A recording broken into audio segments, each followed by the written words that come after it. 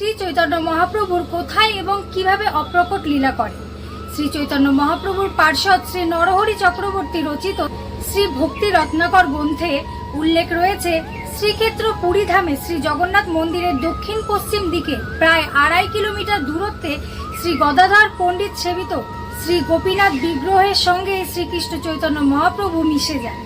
মহাপ্রভুর মাতামহ শ্রী নীলম্বর চক্রবর্তীর ভ্রাতুষ্পুত্র, যিনি মহাপ্রভুর মামা বলেই মামু ঠাকুর নামে পরিচিত, তিনি মহাপ্রভুর অপ্রকট ঘটনার কথা বর্ণনা প্রসঙ্গে বলেন, ন্যাসী শিরোমণি চেষ্টা বুঝে সাধ্যকার, অকস্মাৎ পৃথিবী করিলা অন্ধকার, প্রবেশ করিলা গোপীনাথের মন্দিরে, প্রবেশিয়া পুনঃপ্রভু না আইলা বাহিরে।